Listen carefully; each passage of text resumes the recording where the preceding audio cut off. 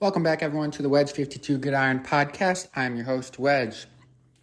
Today's episode will be the 10-minute report Titans. Before we jump into today's episode, please make sure you follow me here on Spotify as well as on Instagram at Wedge52Gridiron. And check out all of my other episodes. There's been a 10 report every day so far in July, and there will continue to be a 10 report every day for the rest of July. If you guys are unfamiliar with the 10-minute report series, that is where I take 20 minutes of study plus my already established knowledge to create a 10-minute podcast. With that being said, let's jump into today's 10-minute report on the Tennessee Titans. The first position I would like to address is their quarterback situation. This is in my opinion, a pretty head-scratching case. I'm not sure what the Titans are going to end up doing. Let me lay it out for you listeners to start, and then I'll kind of give my opinion on what I think their best route is heading into this season. So first of all, they have quarterback Ryan Tannehill. He's obviously been there for a couple of years, had some good, decent seasons. Last year, he put up 2,500 yards, 13 touchdowns, and 6 interceptions on a 65% completion percentage. And the Titans were 6-6 when Tannehill was a starter. He did get hurt after those 12 games with an ankle injury and ended up on IR, which is why his season was cut short. And then the Titans also have quarterback Malik Willis, who was a third-round pick last season in the 2022 NFL Draft. And he saw some action last season as a rookie. He played in 8 games, had 3 starts. In those 3 starts, he was 1-2 with the record. And then his stats through the whole season, he had only 276 yards, no touchdowns, and 3 interceptions, and was only good for 50.8% completion percentage. So those numbers were very poor, very, very poor.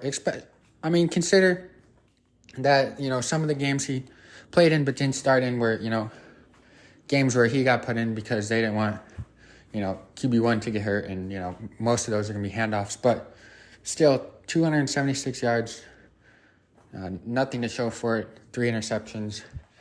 Very poor numbers.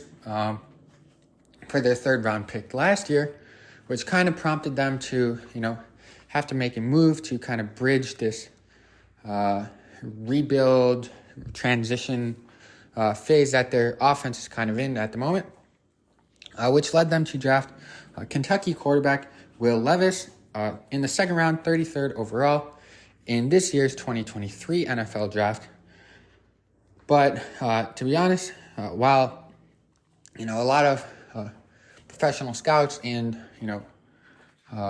analysts are saying that Will Levis can develop into be a decent, starter in the NFL. His numbers at Kentucky were really not too spectacular, in my opinion. Last year, he threw for 2,400 yards, had 19 interceptions and 19 touchdowns, and 10 interceptions. All of that on a 65.4% completion percentage. So, 2,400 yards, and I want to say he started 13 games last year. Could be wrong on that, but, and that's not even 2-to-1 touchdown to interception ratio. So, definitely not the best quarterback. With those kind of numbers, I find it hard to believe that he will develop into something, greater than a serviceable starter throughout his NFL career, which, leads to, the question marks. Titans have drafted a quarterback, in the first 3 rounds, in the first 2 days of the draft, the past 2 years now, and neither one of them is, high expectations, top 3 quarterback on the big boards. And, my prediction is Ryan Tannehill will start. I think that'll be, I believe everyone will say that, that seems to be the most likely choice. But Tannehill's been an above average quarterback, average to above average quarterback, I would say, throughout his career. And he's definitely, getting into the later half of his career, if not further than that. So they're going to need to find a solution sooner rather than later. And Malik Willis did not show like he was it, and I do not think Will Levis will develop into being it either. So good luck to the Titans. I wouldn't be surprised if we see them potentially drafting another quarterback, if not next year, the following year. So moving on to Derrick Henry. All NFL fans know who Derrick Henry is. Potentially the best running back in the league. Last year he had 1,538 rushing yards to go with 13 touchdowns. Last year he averaged 96 yards per game. But the previous 3 years before that, I want to say he averaged 117 yards per game, 126 yards per game, and 120 yards per game. You put that all together, Derrick Henry's averaging over 100 yards per game on the ground for 4 years straight. Definitely a stud. Obviously, like I said, one of the best, potentially the best running back in the league. There was some trade rumors going on surrounding Derrick Henry at the beginning of the offseason. The Titans just kind of trying to, gain as much capital as they can for, their obvious superstar on their roster. But it does seem like those have kind of faded out, at least right now. So we'll see. Those may pick up. I would not be surprised if those start to pick up again towards the beginning of the season and into the trade deadline. If the Titans are not, not where they want to be at in terms of record, try and get some capital and start a full rebuild rather than more of a transition. So moving on to their offensive line, for Derrick Henry to be able to, continue to perform, he's going to need his offensive line to step up a little bit. They lost a couple of key pieces, as well as tried to obtain a couple of replacements for those guys. But they lost tackle Taylor Lewan and lineman Nate Davis to free agency this year. And then to try and, those guys were obviously both starters. To try and combat that, they drafted Northwestern offensive tackle Peter Skoronski with the 11th overall selection. So he will definitely be, in my opinion, I think he will be starting at the beginning of the season at one of the tackle spots. If not by the end of the season, I would think, a couple weeks into the season, he will be starting there. And then they also signed Andre Dillard, who was previously in Philly. He appeared in 43 games, but only started 9 of them through the past 4 seasons, I believe. And then they also signed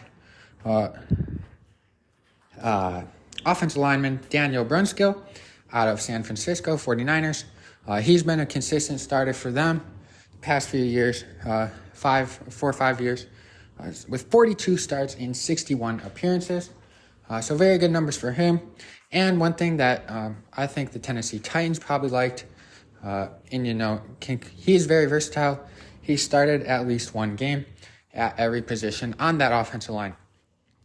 So moving on to, and the offensive line, not only are they going to be having high turnover rates, in terms of who's starting from last year versus this year and roster, all that, but last year they were one of the worst pass blocking units, and they allowed the 6th most sacks out of any team in the league last year with 49 sacks allowed. So the offensive line is going to be really an X factor to try and salvage their offensive production. Moving on to the defense, very briefly, they were able to re-sign Jeffrey Simmons, defensive lineman. This was very crucial free agent signing for them to be able to keep Simmons in Tennessee. They signed him to a 4-year, $94 million deal. that is well deserving for him. Last year he had 54 tackles, 7.5 sacks, 9 tackles for loss, and 7 pass deflections. And he's been improving every single year since he's been in the league. And he is now entering his 5th year as an NFL player, all with the Titans. And then they were able to also re-sign outside linebacker Harold Landry, who's also been very good. Last year put up very, very productive numbers as well, with 75 tackles, 12 sacks, and 14 tackles for a loss. So those two guys will definitely hold down the box for them. And then as well as they have safety Kevin Byard still on their roster with 108 tackles and 6 pass deflections to go along with 4 interceptions last year. There was a pay cut requested for him by the Titans, but it seemed to have died down, the frustrations. He has said that he feels the same about the Titans as he did before that request. And I would not be surprised if there's a potential contract extension coming for safety Kevin Byard within the next year. So we are over our 10-minute mark, which leaves me with just the record prediction for the 2023 Titans. I predict they will go 6-11. That's all I have for the 10-minute report on the Titans. Thank you guys again for listening. Please make sure you follow me on Spotify here, as well as on Instagram at Wedge52Gridiron. Check back every day of July for a 10-minute report, and go Ravens.